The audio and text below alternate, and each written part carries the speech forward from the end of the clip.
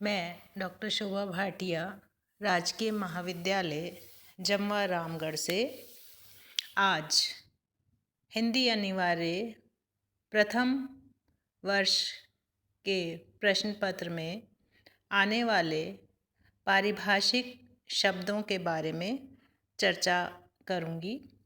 पारिभाषिक शब्द क्या हैं, इसको जानने के लिए हम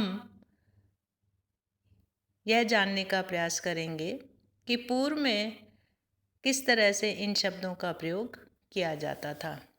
स्वतंत्रता प्राप्ति से पहले समस्त राजकार्य के लिए अंग्रेजी भाषा का प्रयोग किया जाता था। स्वतंत्रता प्राप्ति के बाद हिंदी को हमारी राष्ट्रीय भाषा घोषित किया गया और इसके लिए आवश्यक हो गया कि हमारा समस्त राजकार्य हिंदी में ही किया जाए। ऐसी स्थिति में विज्ञान, तकनीकी, कार्यालय संबंधी, न्यायालय में जिन शब्दों का प्रयोग किया जाए उसके लिए निर्धारित शब्दावली का चयन किया गया और उसके माध्यम से प्रयास किया गया कि अलग अलग कार्यों के लिए इन निश्चित शब्दों का ही प्रयोग कार्यालय में किया जाए।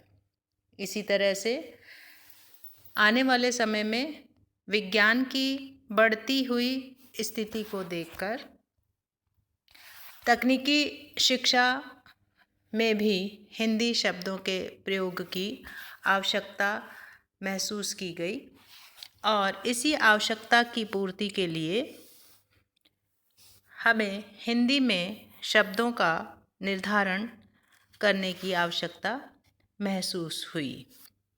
पारिभाषिक शब्द ऐसे होने चाहिए जो जनजीवन से जुड़े हुए हों तथा सभी को समझ में आ सकें। इसके लिए धीरे धीरे शब्दावली का निर्माण किया गया।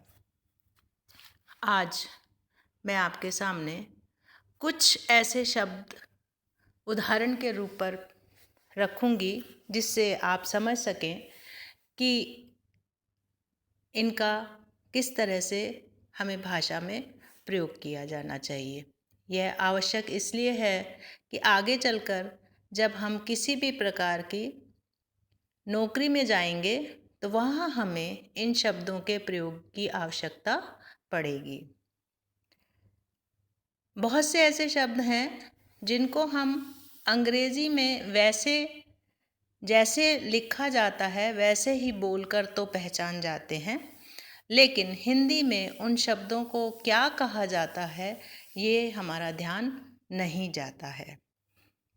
इसके लिए हमें प्रयास करना पड़ता है कि हम उस शब्दावली को सीख सकें और उनका प्रयोग कर सकें। उदाहरण स्वरूप अकाउंट हमें समझ में आता है कि बैंक में हम अकाउंट खोलने जा रहे हैं, लेकिन अकाउंट से तात्पर्य एकदम से समझ में नहीं आता कि हिंदी में क्या लिखा जाए। तो उसके लिए है लेखा खाता।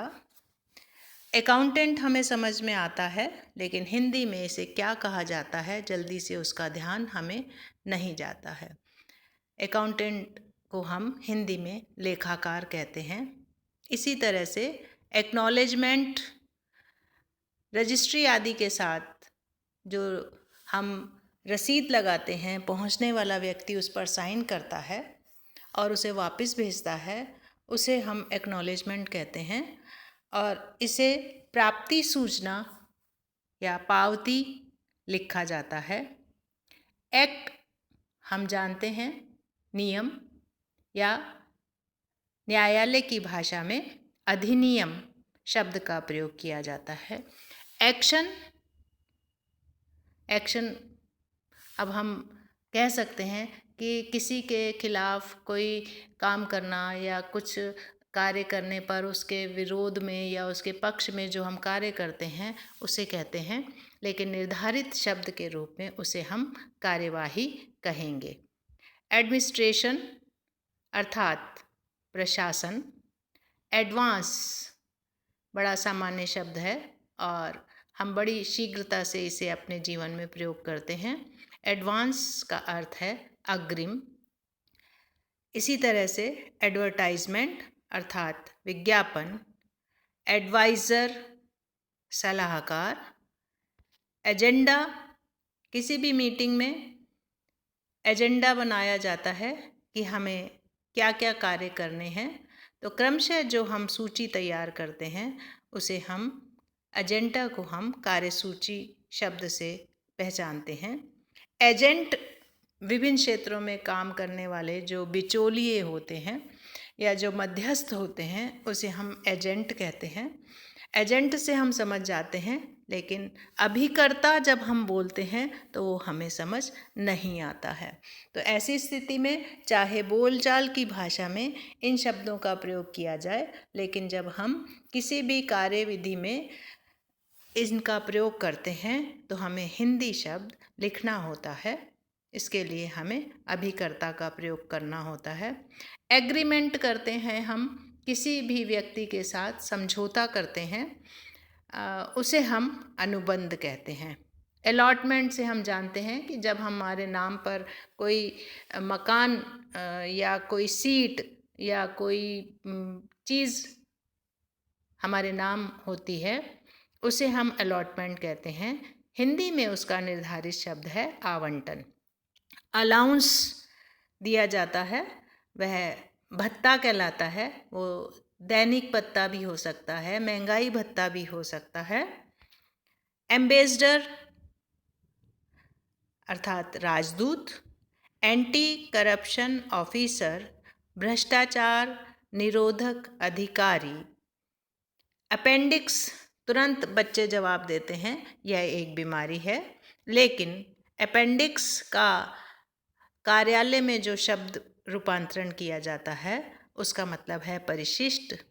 अप्रूवल अर्थात अनुमोदन।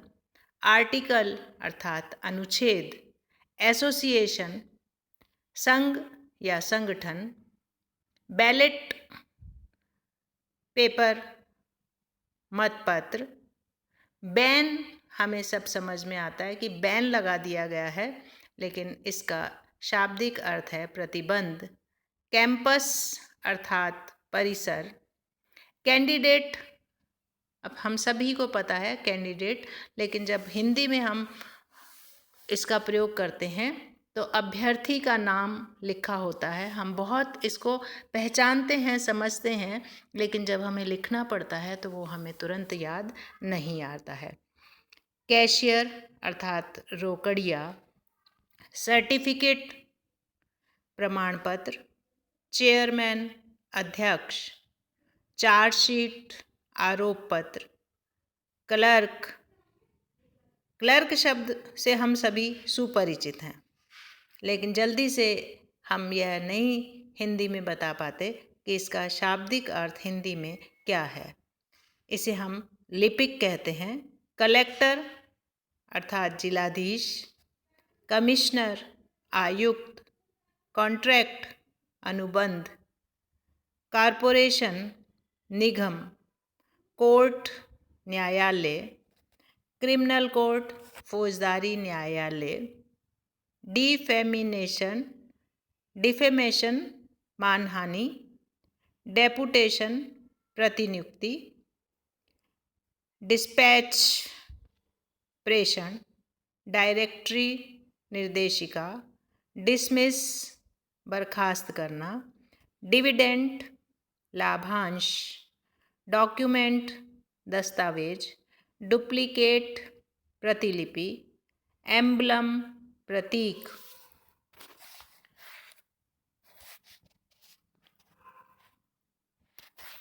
एम्प्लॉय कर्मचारी। एनरोलमेंट नामांकन। इक्विपमेंट उपकरण।